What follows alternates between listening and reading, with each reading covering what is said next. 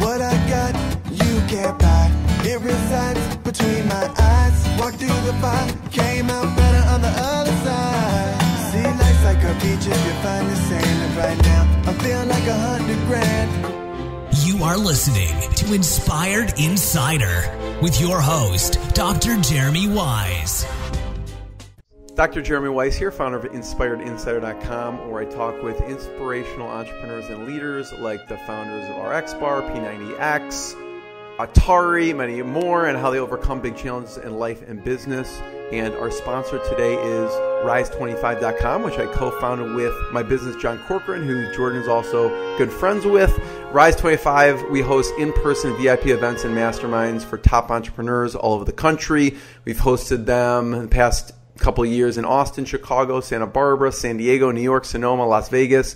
More I'm missing. So if you see the value of immersing yourself with other top entrepreneurs to connect and collaborate to get your business to the next level, go to rise25.com and contact us to find out when and where our next event is going to be. And Jordan was actually at the first event we ever did.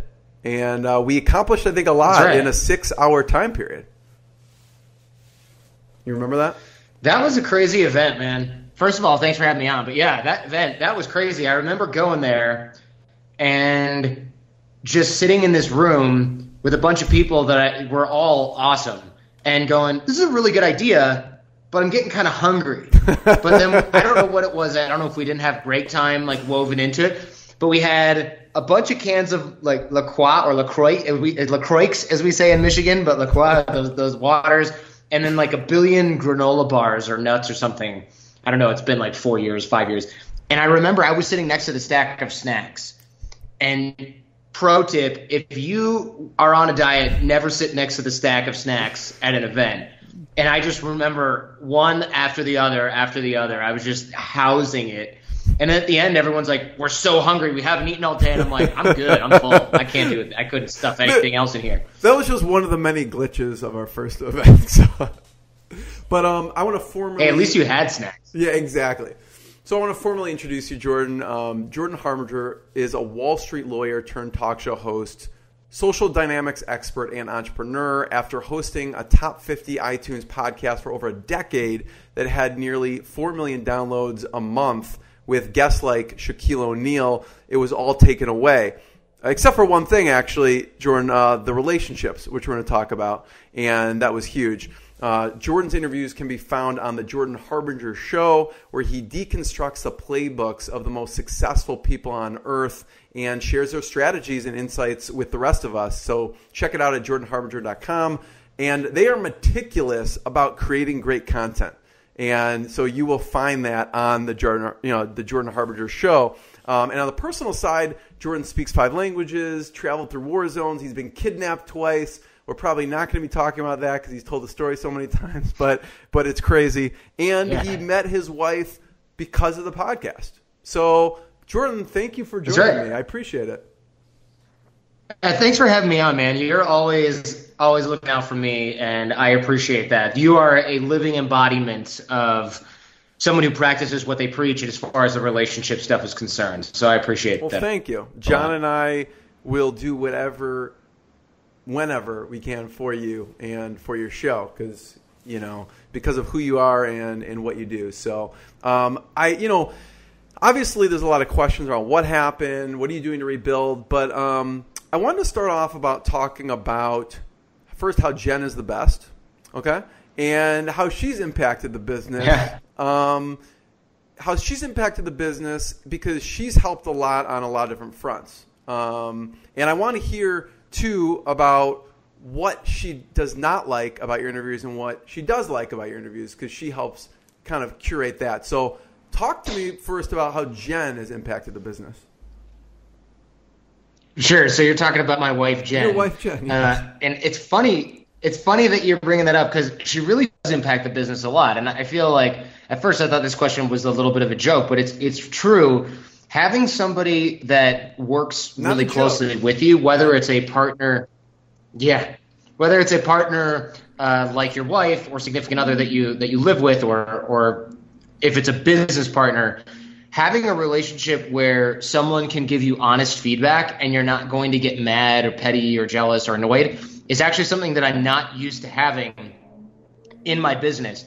Before, when I worked for other companies, I couldn't give direct or honest feedback because there would always be some sort of like, oh, okay, thanks for telling me. And then 2 days later, that person's mad at me for something else, but it really just, they're starting to get their feelings hurt. And it's actually a really tough road to grow a business because you realize that at some level, giving honest feedback is not worth it because you're paying for it personally later on. Totally. And so when you're working with a business partner, or especially when that person's a significant other, you really do have to balance feedback with brutally honest feedback, right? Your personal relationship. Yeah. I'll give you an example. The other day, it was probably like 2 o'clock in the morning. We'd just gotten off of a long flight that had been delayed for like 3 or 4 hours. Usually we go to bed at like 9:30. We'd just gotten back. We had an early morning. I was really frustrated with that. And right before we hop into bed, Jen goes, I didn't really like the questions that you asked on this interview. It seemed a little disorganized, and we're going to have to figure out how to clean it up. And I went, now is not the time for brutally honest feedback. You could give that to me in the morning. And I got upset about it. And then she's like, I'm sorry. I'm just trying to improve the quality of the show. And I was like, I know, but it's really irritating. And so that's when we sort of both stopped and laughed about it, because she was really just telling me something that she had probably just remembered in the moment. And I thought, right, you couldn't have told me this 8 hours ago when I was coherent, at it's the totally moment the and ready to timing take this in. Yeah. Totally the timing. Totally the timing of it. The feedback was completely valid. And after she said it, and after I flew off the handle, I immediately went like, oh, actually, you're right.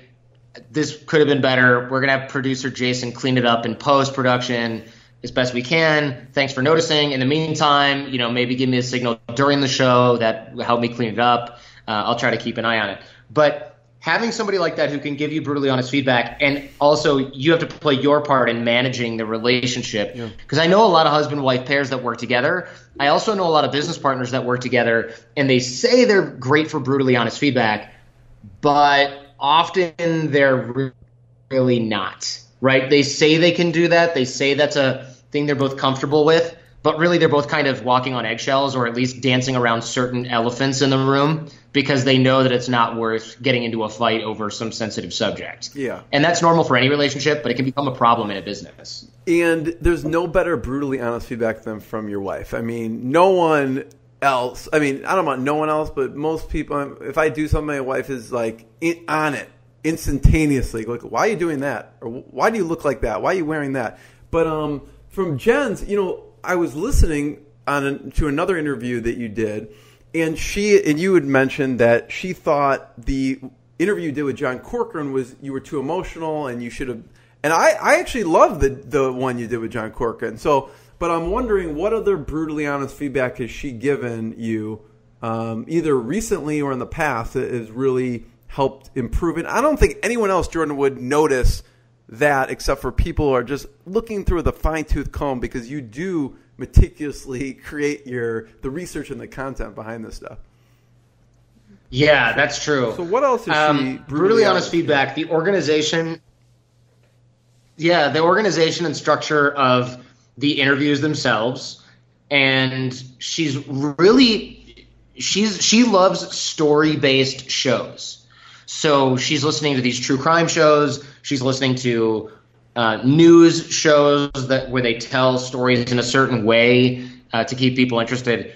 I'm more interview-based. So my show is Charlie Rose, Larry King, whereas a lot of the shows she's listening to are more The Moth, right? And the feedback is still really valid because she doesn't expect me to turn an interview with someone like you or Vanessa Van Edwards into The Moth. But what she does expect is for the content to be arranged in a way that it flows naturally in your head. Whereas I'm just trying to get content, humor and entertainment, content. She's like, well, this piece should go here and this piece should go there because I'm going to do this first, and then it's going to get me thinking about this and then that and then this and I'm thinking, wow, okay. It sounds a little nitpicky, but if her brain works like that, then that means there's a lot of listeners whose brains probably work like that. And I don't want people to have to go backwards to go forwards. I want people to think this is a linear progression, linear learning, because it takes away some of the cognitive resources required to remember the topics at hand, to apply the topics at hand. And that's what you want when you're teaching. So I figure if I can teach someone like her who's doesn't consider herself, a body or brain hacker or a networker or some kind of entrepreneur, if I can teach her these skills, then somebody who is really interested in this stuff and a fan of the Jordan Harbinger show for the content pieces are really going to be interested, and we're going to keep their attention as well. So that was a piece of brutal feedback, sort of the flow of the show, the topics involved in the show. There's actually some brutal feedback where I discard it, and I think I'm better off for it. Okay, go ahead. The show topics. So we did a recent episode with Simon Sinek, which is a big hit. And it was about finding your why and all this. Simon Sinek is sort of famous for that. Yep. I did another episode with Jocko Willink, Navy SEAL, about discipline. And I did another episode with a brain scientist, David Eagleman, about how your brain makes sense of the world and how your senses work in your brain. And she thought, well, there's not very many practicals in this, but it is interesting. And then contrast that with another episode that I did about money laundering with a guy Joshua Fruth, who tracks money around the world and tracks international criminal organizations. And that was kind of an overview of money laundering. It had no practicals. And when she was listening to it in studio, she hated it. And then when she listened to the final cut, she really enjoyed it. So there's a lot of different topics that she really didn't like at first that she really turned out to like later on. But she's very much trying to keep me on track. Why was because it? Why didn't she like it? Why did she not like it in the beginning but liked it later on? Because I find like there was no practicals. I would find that would fit more with what she likes, which is more maybe story based. Why did she not like it at first? Exactly. I think she saw that the guest was really referring to a lot of dense written material during the show, which isn't helpful for a talk show conversation format. However, he was a little nervous and he'd never done a show before. So I wanted to give him his, written content outline as a security blanket. Yeah. I probably won't do that again, but my producer, Jason, who who lives in Chicago and is moving literally today. Where's he moving? And the rest of the week over to LA. He's moving back to LA. He got smart. It's because it snowed in Chicago a couple days ago. Yeah. Yeah, he's like, I'm out. I knew he'd last like less than a year. He was able to cut it out. Yeah, I don't know how long he's been there. It's got to be at least a year, maybe two. But he's over. He got smart. That's fine. Yeah. So she was able to find that the topics when they're produced are more interesting to her. And I think the reason that these things are important to her is because she wants to make sure that the content of the show really is the best out there and retains the listener. Because when we look at the first month of the Jordan Harbinger show, we had 1.4 million downloads the first month. That's amazing. Congratulations. And that's awesome. Thank you. I appreciate it. And when we look at the old show, at its peak, we're looking at around 4 million downloads a month. So we're already well on our way to catching up, even after I think it's been about 2 months or so of the Jordan Harbinger show. And we're on, 27, 28 episodes as of this recording. So it's going to be probably 40 by the time this thing comes out. But she wants to make sure that the old audience finds us and sticks, and that new listeners find us and they stick too. And so of course, that's why I would love it if people from Inspired Insider go over and listen to the Jordan Harbinger show. For sure. But the truth is, Jen and I have this mantra that every minute of the listener's time for the show is earned. And what that means is that I have to constantly and consistently advocate for the audience. You can't let someone go off on a tangent. You can't start talking about pancakes, unless it's funny or to the point or illustrates something. You can't sit there and talk about inside jokes all the time. This is something that she's very sensitive to because she's thinking, what does an inspired outsider think when they come to the Jordan Harbinger show? Are they going to like the content? And are they going to stick? Because every person that you get to come and check your stuff out is a huge win. And it becomes a loss if that person says, wasn't into it, and leaves, right? So maybe 50% of the Inspired Insider audience will go check out the Jordan Harbinger show, and the other half won't. But we want 100% of the people that come and check it out to subscribe and stay engaged. But if you do a mediocre job on any show for any length of time, people might say, there's a lot of content out there. I can't be bothered. That's a problem. Totally. That's a big problem. What about talk about the evolution of the content? And I just want to fast forward to today, but I know originally you started off more relationship based, and it depends on where you're at that stage of your career. Talk about the content going forward, and now with the Jordan Harbinger, because here's the thing: you have a clean slate, right? Which is cool. And I thought about this, Jordan. We can go and I could go, okay, ask about what the heck happened. Like the rug was taken out from under you and everything was taken out from under you. And then I'm like, who cares? Like, let's talk about forward. But there's some lessons to be learned there. But I kind of want to start with just moving forward. You're building from scratch. And to you, one of the two most important things is the relationships and the content piece. And so talk about the content piece for a second, the direction for the Jordan Harbinger show. Sure. So the content piece, this stuff is extremely important because I don't want and didn't want to simply have some kind of, the old show was about dating and relationships, so I guess I'm kind of going to do dating and relationships. It didn't make any sense. I had to really step back, and since the sunk cost of losing the old show was then gone, the sunk cost is not gone. The old show was gone. The sunk cost was already in place.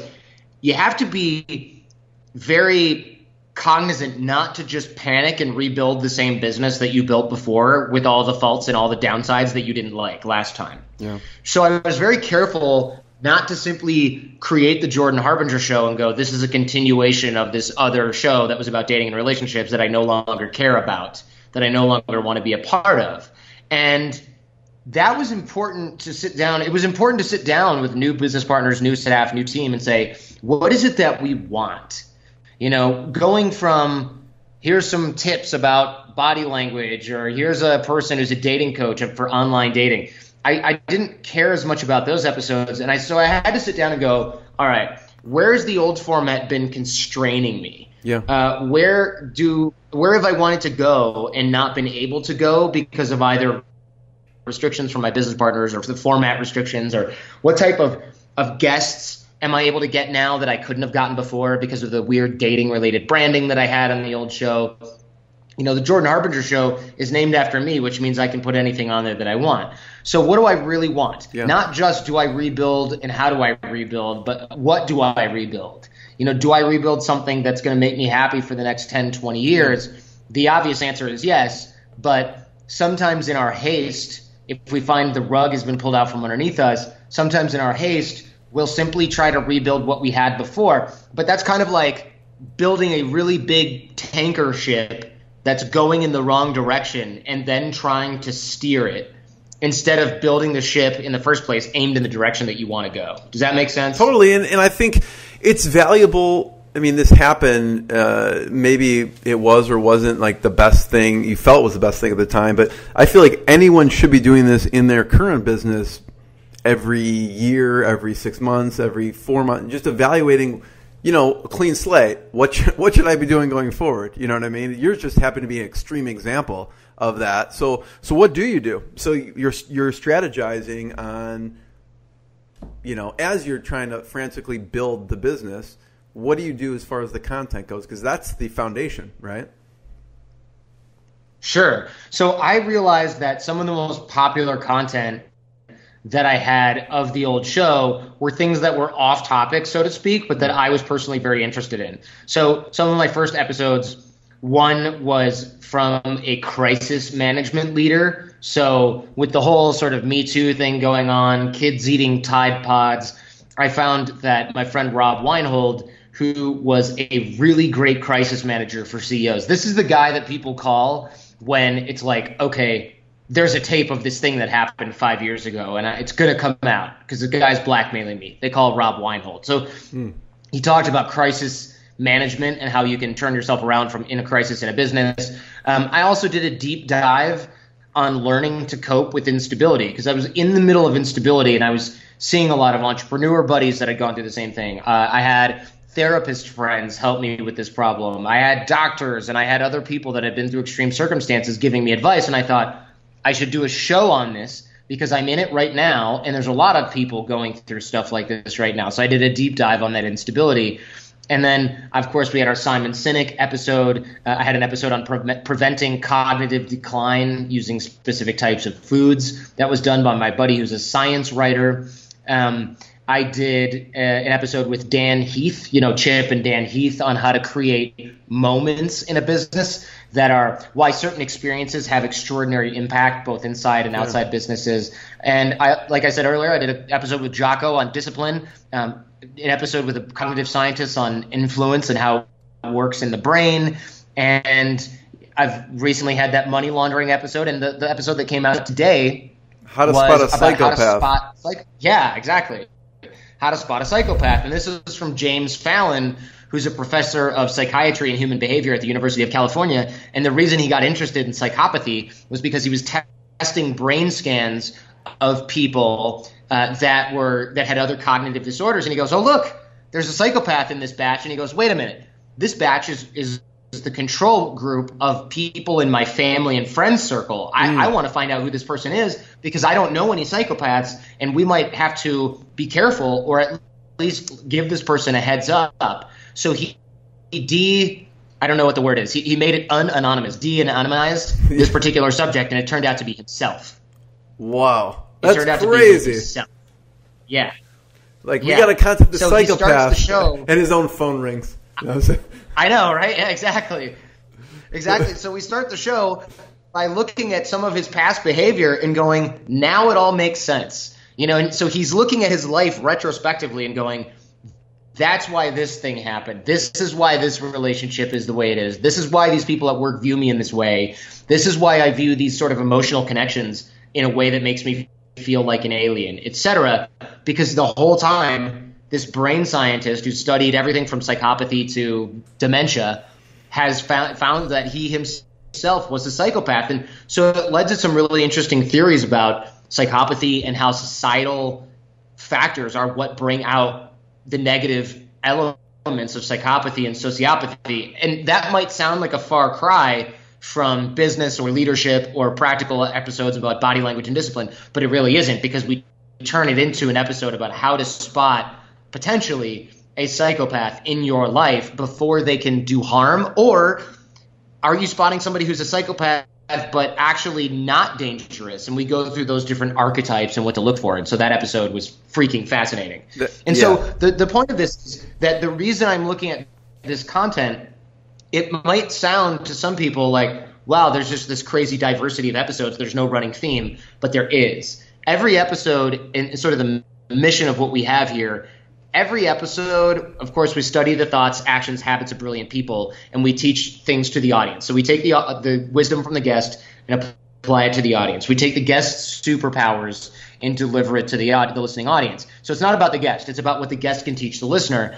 And the major theme of the show is that every characteristic a person has, every desirable characteristic especially, is a learnable, teachable skill. And to that end, we have worksheets for every episode that have practical insights that the audience can use right out of the box. So the idea behind this is that every episode has practicals, even if the occasional money laundering type episode, the practical is just being aware of this sort of force in the world that you may not be aware of in a way that's interesting. And so it's been tough to find a through line for the new show, but the through line really is that you are better for having listened to it because you can apply something that you learned right away.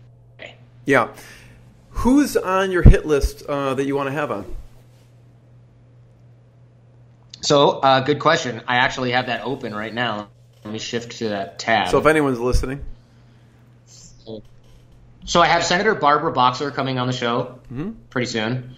I have, let's see, Annie Duke, who's a poker professional. Oh, yeah. I've heard of Annie Duke. Who talks about for thinking sure. and bets. Yeah. I have the guy who caught the DEA agent who caught El Chapo coming on pretty soon as well to talk about that investigation itself. And I have a record executive coming on when I go to New York to discuss basically, his stuff is quite interesting. His side gig is with a charity that brings awareness to people that have been imprisoned for crimes they didn't commit, and especially if they're in prison for life. So it's called the Innocence Project, and that's going to be super interesting. But people I have on my hit list that I have not booked yet are I've got Mike Posner, who's a well-known music artist that actually went to high school in my hometown. I've got Dan Rather, the news broadcaster, who I actually wanted to be like when I was a little kid. Great talk show host, a great journalist. And I've got, let's see who else. Adam Carolla and Dr. Drew are in the pipeline. And, oh man, there's so many great people. David Copperfield, the illusionist, is in the pipeline as well. So we've got some great guests that are in the works, already booked, and some that I just can't wait and that are sort of on the outside of that bubble. So David Copperfield, if you're listening, check your email. If he's listening, inspired on Saturday, that'd be cool. But I was just in Vegas on the side of a building. But, the other thing I want to talk about relationships. Content is big. Relationships are obviously big. And, a lot of the core team of Art of Charm is still with you. So talk a little bit about what it takes to produce what you produce. Talk about the team. I actually brought basically the entire team with me. I can't think of anybody that I did not bring with me that I would like to. There's only one guy who isn't working with me right now that I'm really working hard to hire back. He's a freelancer and he can't wait to rejoin us as well. He's just doing the one-off stuff. Jason Sanderson, one of the best audio engineers around. My other producer, Jason, came with me. The whole marketing, customer service, IT, support team, sales team all came with me as well, which was a huge blessing because one of the things I would worry about if I found myself on the outside of a company is how the heck are you going to get your team back? I did not have to worry about that. It wasn't exactly a Jerry Maguire moment, who's coming with me. It was a set of choices that ended in the inevitable rejoining, regrouping, I guess, of the team on the Jordan Harbinger show. But that was important, man. Producer Jason is somebody that is like an integral part of the business. And I think every business has these people in the business that are just crucial. They're important to the business. You can't do it without them. You couldn't do Rise 25 without John Corcoran and vice versa. And even though you guys are business partners, so it's not exactly just a team member, it's something a little bit more than that. My team here on the Jordan Harbinger show, from marketing to sales, we're a family. We've been together for years and years and years. And so losing somebody like that would be really disruptive and just sad. It'd be a huge bummer and a loss of morale. Luckily, the way the split happened, it was just the business partners that I had with the Art of Charm that stayed in the company, and as well as a handful of freelancers. All of the core team that I needed for the show and for the site and for the products and the live events, they all came with me, which was a huge blessing. And I know, as far as moving forward, instead of going back after this happened, you rebuilt from scratch, blank slate. Talk about what you actually did. I just want to talk about the hustle mode, right? Immediately you have to go into hustle mode, adrenaline. I know there's times maybe you didn't sleep or you're sleeping 2 or 3 hours a night just to do what you need to do. So break down in the beginning on one of those nights, maybe you slept for 2 hours. What do you actually – I love talking about the hustle mode,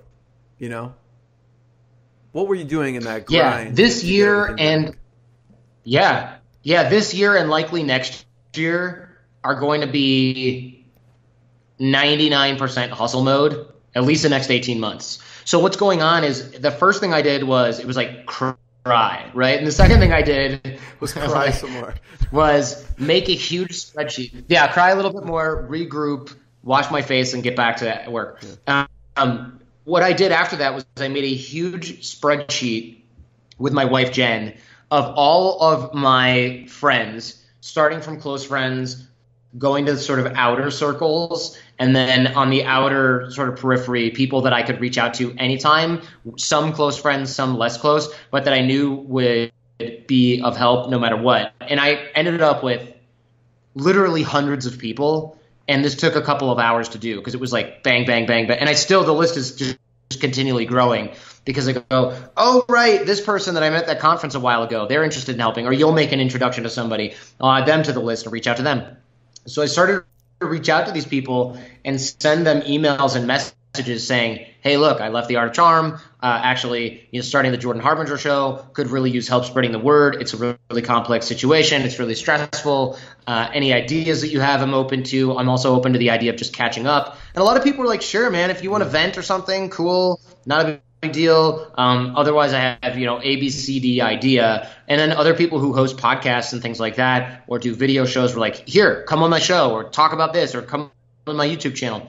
And so we had a lot of people like that were going to be really helpful, that have been really helpful. And reaching out to those people, getting on the phone, creating collaborations, introducing people to each other in my network that I thought could help each other, because that never gets a rest, as well as deciding which guests I wanted to interview for the Jordan Harbinger show, scheduling those, reading those guests' books. Each guest that I interview takes 6 to 10 hours of prep. So I was working hard on that as well. Careful, about who you have on for that reason. Right, I got to be careful about who I have on, but also I can't just not do the prep for shows because I'm busy with other areas of the business. The audience isn't going to care. Remember what I said about having to earn every minute of their attention. Nobody's going to go, wow, the last 20 shows have been pretty mediocre, but that's okay. You're really busy setting up a website. Nobody's going to care. They have what I wanted, and what I've gotten so far is for people to say, wow, I used to listen to The Art of Charm, and the Jordan Harbinger show is actually much, much better.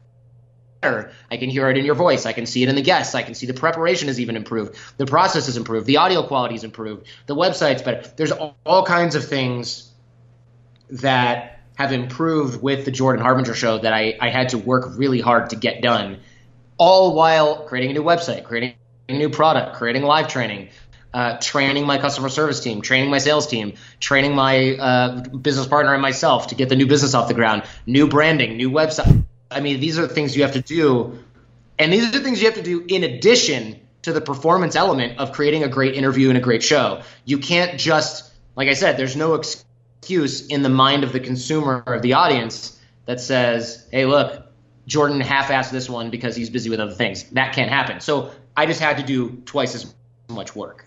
That's all. Yeah, so that's all. Yeah.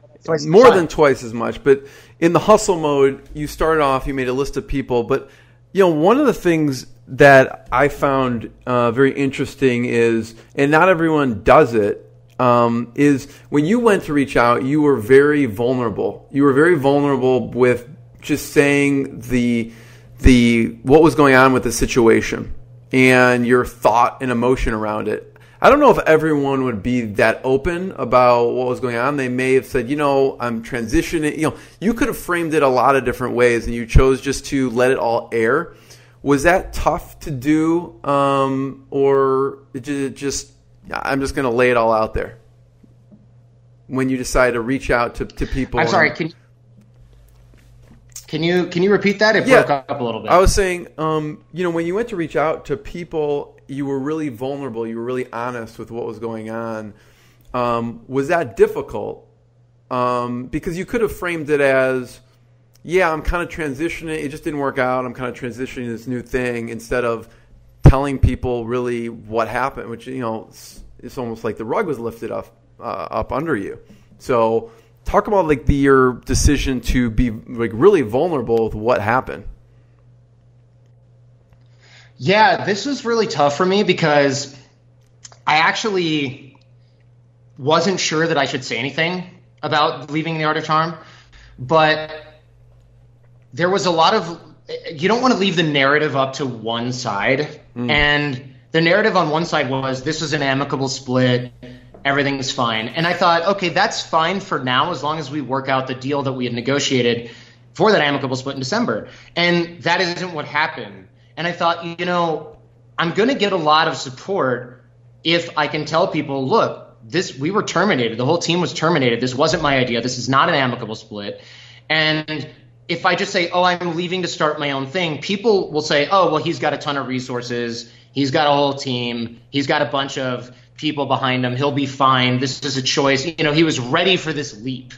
But I decided to be more vulnerable with it and tell people the truth, which is that everybody was terminated, because that would allow me to say, hey, look, I actually need your help. Not just, hey, I have this new thing I'm doing, I could use the help, but I got kicked in the teeth and I need help from my friends and business colleagues right now. That stuff is important because people needed to realize, in my mind, people needed to realize the urgency and the situation that I was going through so that they could say, oh, I've been through this before, or wow, I don't envy you. This is really bad. I'm going to help you where I can. And so it wasn't about playing victim per se. That's not a good thing. That's not how I like to roll. But it was more about, it was kind of like this. I can either pretend that everything's fine and maybe I'll keep a little bit more of my like image as this untouchable entrepreneur guy, which isn't important to me at all. Or I might have a 5-year recovery period, right? Where I have to rebuild everything. I'm not getting that much help except for my closest confidants who I'm mentioning this to, and they're helping us out and blah, blah, blah. Or I can tell everybody what happened and I can have an 18+ month recovery that actually involves a team effort both inside and outside the company from my friends, that involves a push where people are thinking of us in this particular time where I really need the help. And so I decided to forego looking like an untouchable, bulletproof kind of guy and not worry about that and worry more about the reality on the ground, which is getting things going again and making sure that this stuff works. Yeah, and I think, that's an important point is, well, you control the narrative. Right? If you don't give them the full information, people just kind of make up what they think, and it's not the truth. And what I love talking about this, Jordan, and I find it fascinating because when anyone's back is against the wall, you do what you should be doing all along. And I think every piece of this is a lesson to someone they can utilize right away. Whether it's, maybe it's not being vulnerable about, not everyone's going to lose, their business is going to come out from under them, but vulnerable about some small piece that they're not sharing that they could be with someone else. You know what I mean? So I think every step of the way, there's a lesson. And so you make the list, you start reaching out to people, guests, and then people who can help. What else are you doing in the hustle mode to build this back up?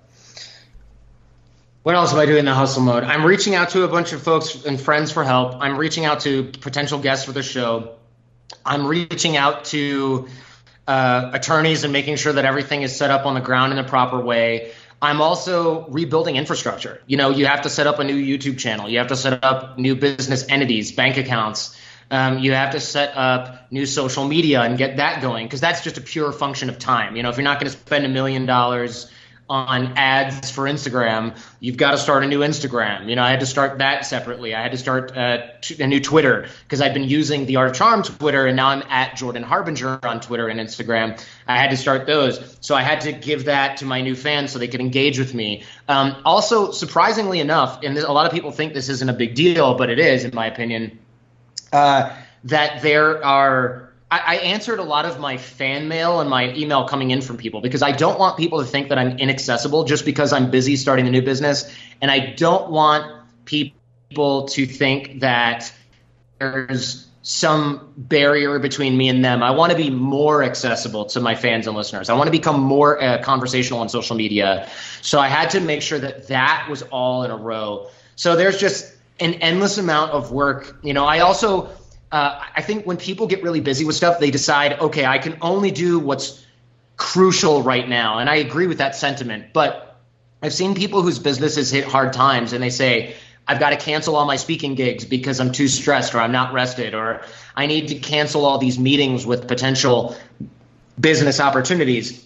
Some of those might be true. Some of that may be indeed the case. However, the idea behind this, behind me not doing that, me continuing to go to speaking gigs, me continuing to go to networking events and conventions and things like that, is you don't want to become less accessible. You want to be able to deliver your message wherever possible and maintain the relationships that I had built before. So I was always a big networker and relationship manager. I always reach out to people all the time.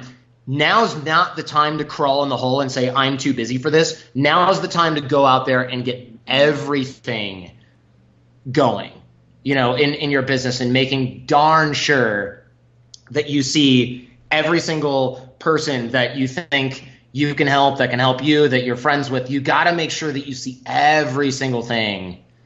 You need to see every single thing. And you're managing. That's exactly what that looks. You're managing thousands and thousands of relationships. And I know we talked about before we started about there's certain systems you've set in place for managing the relationships.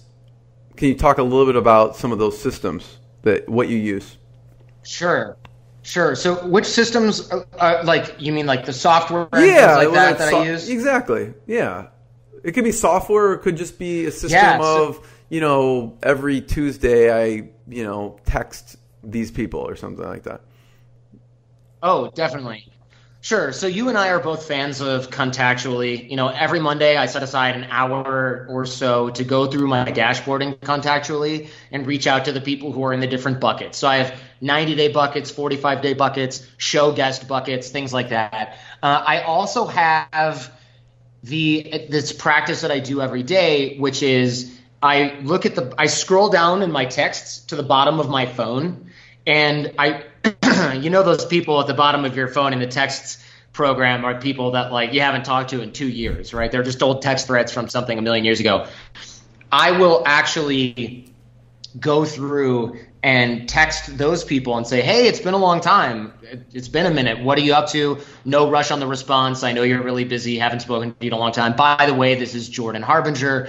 And, you need to add that because some people go through and delete contacts if they haven't spoken with you in a long time, and you don't want them to go, I'm embarrassed to admit I don't know who this is, so I'm not going to reply. Or you want to avoid the, new phone, who is this kind of answer. And so I always just say who I am, and I always say no rush on the reply so that they don't feel obligated. So I'll go through, and every day I'll text 2 or 3 of those people, depending on how much time I have. And a lot of them never reply. That's fine. But most of them do.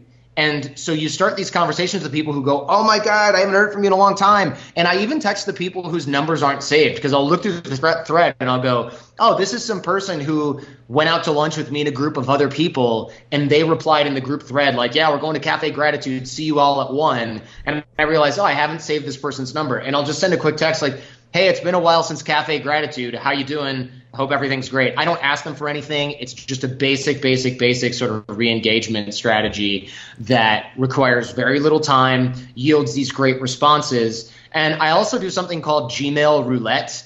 And that's sort of where I log into my Gmail, and if I'm waiting for somebody to call me or something like that, I might just type in the search box 1 or 2 letters of the alphabet, and it'll pop up suggestions. Love that. And usually I don't recognize the person's name in there because there's a lot of fan mail in there from just random listeners to the show. Sometimes I'll email those people, but usually I'll wait until I see someone's name I recognize. So I might type in J-E, and it's oh, do you mean Jeremy? And I'm oh yeah. So I'll open that. I'll just hit enter, and it'll start composing an email, or it'll find the last thread for you, depending on if I'm in the compose window or if I'm in the search window. And I'll just be hey man, standing here waiting for my Starbucks, thought I'd shoot you a note. How's everything going? How's Inspired Insider going? How's Rise 25? And I'll just fire it off. And I'll hear my name called at Starbucks, and I'm on my way. And that stuff is really good because it requires just no time at all. You're already in your email, clicking refresh for the 80th time, and there's just nothing in there, at all that matters. So, I'm using that time to reach out to other people. Gmail Roulette. And I think it's very good. Yeah, Gmail Roulette. Yeah. And another thing is blank slate content, blank slate team. You've built that. Blank slate business, right? You could choose what kind of business model, what kind of products. So what have you decided so far? I know you have some, if by the time they listen to this, you'll have some live events available. What kind of things can people expect and get from the Jordan Harbinger show? Sure. So there's a lot of networking, relationship building advice. There's a lot of nonverbal communication, persuasion, and influence advice on the Jordan Harbinger show. I've interviewed people like Larry King to talk about conversational skills. I've interviewed military generals, CEOs of big companies to talk about how they make tough decisions. CIA agents come on and talk about how to read people, get information out of people. Like I said, every episode has a worksheet. That stuff's really important to me so that the listener, can always use something right away. We also have a set of missions for networking outreach, similar to the texting thing I talked about, the Gmail roulette, but I go into a lot more detail, and that's at advancedhumandynamics.com. You can also find a link to it on the jordanharbinger.com website. But if you go to advancedhumandynamics.com, there's a challenge or set of challenges right on the website, and those are just brilliant for networking. I love that name. Relationship development. I love that name. So how long Advanced Human Dynamics? Yeah, that's awesome. Yeah, me too. Thanks. So we'll link that up, advancedhumandynamics.com, and that's where people can find some of these missions and more in-depth information. What kind of form will they be in? Are they like different courses or? Yeah, so advancedhumandynamics.com is going to have our online products, which are going to have to do with relationship development. There's actually going to be a bunch of them. We have an app coming out as well, a learning app, and it's just going to have dozens and dozens of little audio lumens and units and products in there. Also, it's where we're going to have our live events. So we're teaching a lot of military and special forces. We're teaching a lot of corporations, but we're also teaching individuals, of course, our live events. And so there's plenty of things that these folks can learn from us. And I highly – but, you're listening to a podcast right now. Go check out the Jordan Harbinger Show. I'd love for that to happen. And if people are interested in networking and relationship development and they want to sort of take drills and exercises and use those, whether they need baby steps or they just need reminders or some new ideas, the challenges and missions at advancedhumandynamics.com are going to be where it's at. That's going to be really useful for people. So what are you thinking? Talk about what are you thinking about the live event piece? What do you what's on the whiteboard? So these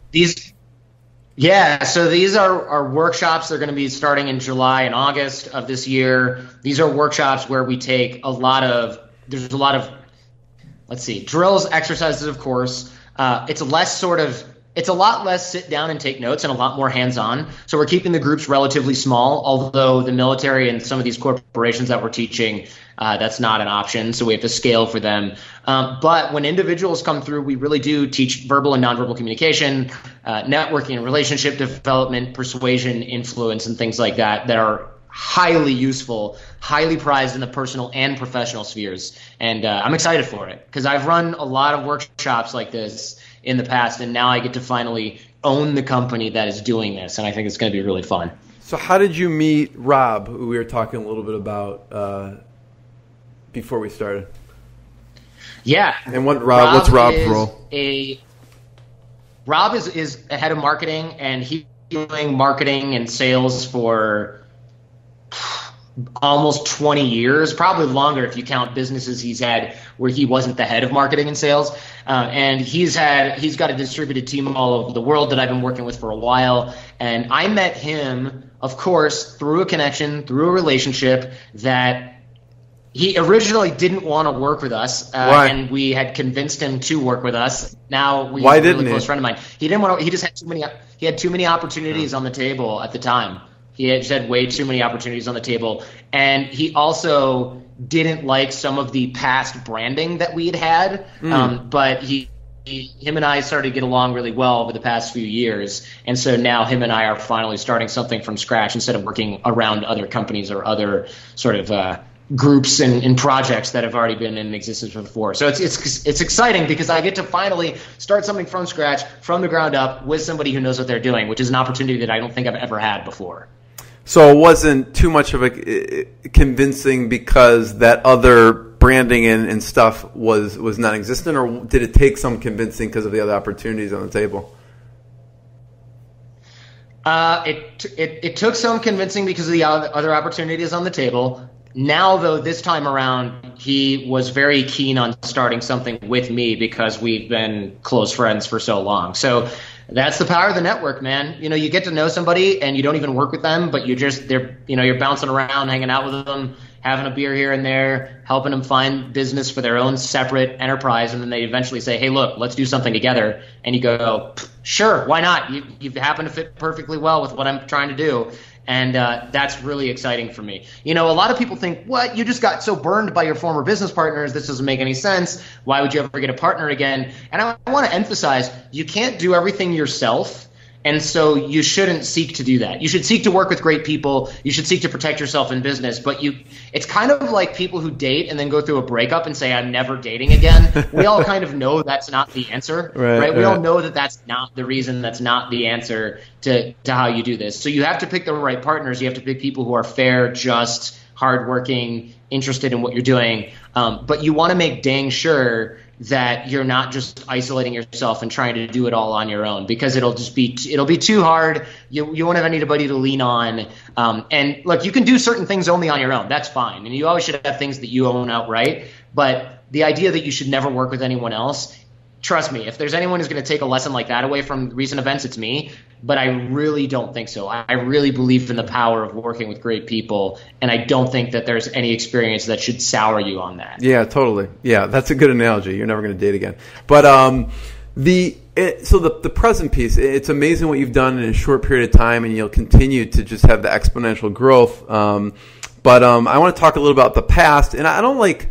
When I thought about this, Jordan, I was like, what can we talk about? And people obviously don't know what happened, how it happened. For me, I'm more curious on, what are you going to do differently? How there's certain things that happen because they were set up probably over a decade ago. And so I'm curious more on how are you going to set it up differently this time because of your experience of what happened, with basically having everything kind of pulled out.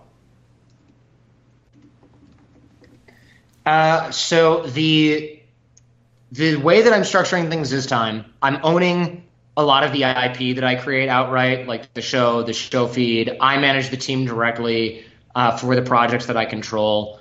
I get percentage ownership with buyback agreements that are very fair towards the content creator on things that we create jointly. And anything that's created jointly, if one party wants out, the other party has the essentially right of first refusal. So if I create an online product with Rob and I don't want to sell it anymore, I don't just get to spike it.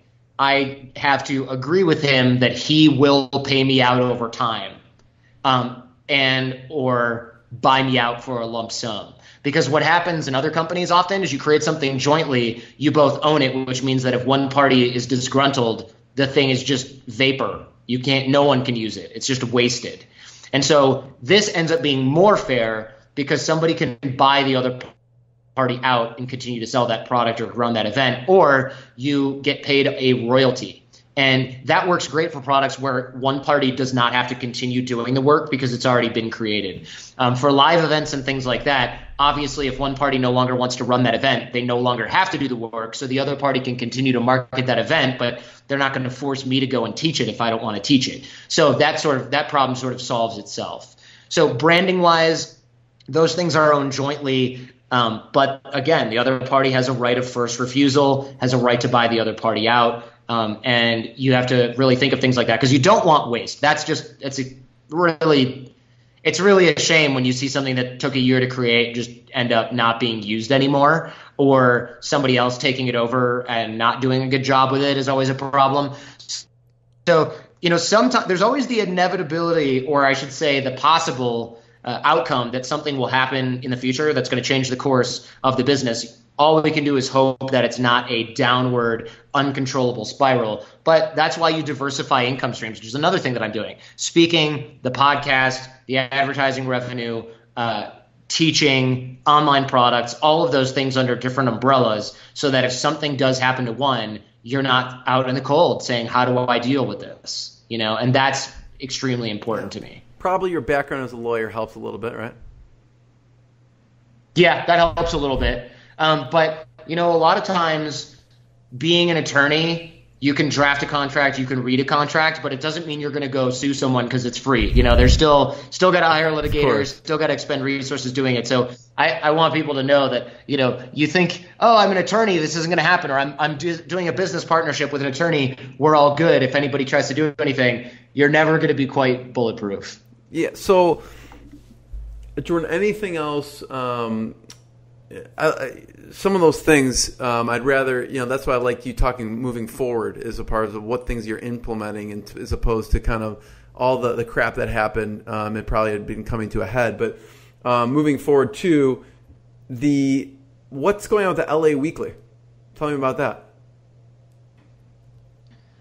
Yeah, so right now I'm looking at a deal with LA Weekly. Can't talk too much about it. I'm maybe doing a show for them, still all up in the air, and that would be pretty cool. I'd love to be freelance hosting a show that's completely outside my normal realm. I don't normally talk to entertainers and things like that, so the LA Weekly show would be something that has to do with that. Hopefully, if we can get an agreement together, that's always a potential sort of downfall. Whenever the corporate people get together, they've always got these, this has to happen, that has to happen. So I'm not holding my breath for anything like that. So, first of all, Jordan, thank you. Thank you for just doing what you do You're with the welcome. relationships and your podcast. I love listening to it when I don't listen to many podcasts, but yours I do listen to on an infrequent basis.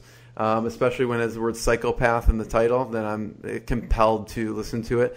But everyone should check out the Jordan Harbinger show. It's at jordanharbinger.com. You could check it on iTunes. And where else can they check it out on the Android? Castbox is a great place to listen to podcasts. I'm also on Spotify, the Jordan Harbinger show. Castbox on Android is a great way to do it, or any podcast app, the Jordan Harbinger show. And advancedhumandynamics.com is where those missions are.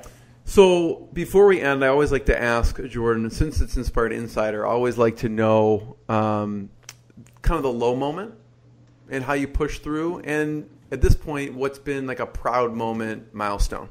And the low moment may be obvious and maybe not obvious. What's been a low moment for you in the business, or specific point in time in the business? Oh, I mean, just the anxiety of restarting from scratch, losing sleep, the legal drama, which is just essentially a giant waste of time designed to cost one side money. It's just like petty bickering, really. And that seems kind of nonstop, which is fine. It just goes with the territory. And like you said, I'm a lawyer, so I worry far less about this than I think a lot of people would, especially when someone's like, I'm going to sue you for this. It's like, you have no claim. Go home. But it's still a waste of time. It's a waste of money. It's a waste of energy to be under fire, But the anxiety that comes with restarting and wondering, can I do this? Again, I spent 11 and a half years building the Art of Charm from scratch. Can it be redone? How long is it going to take? But so far with the millions of downloads that I've gotten on the show in the past couple of months, that has been a huge inspiration, a very big confidence booster, I might say, letting me know that, look, we're going to make it. This is going to happen. We'll be just fine. And then on the flip side, what's been a proud moment at this point? Proud moment, relaunching the show and getting hundreds and hundreds of pieces of mail from people saying, it's about time you left that limiting brand. Can't wait for the new show, the new direction. This is going to be the best thing that's ever happened to you. And then through the anxiety, really seeing what other entrepreneurs and fans have said, which is, this may actually be the best thing that's ever happened to me. Before, when people say it, you don't believe them. But once you start to sort of filter through the clouds, you get through the crunch a little bit anyway, you start to say, it's not right now, but I'm starting to see that in the future that might actually be the case. And that's been hugely inspiring. Totally. And who should we give a shout out to, as far as, I know a lot of people have been very helpful as just, when you reached out and helping kind of relaunch, it's kind of a community effort. Who's been especially helpful to helping?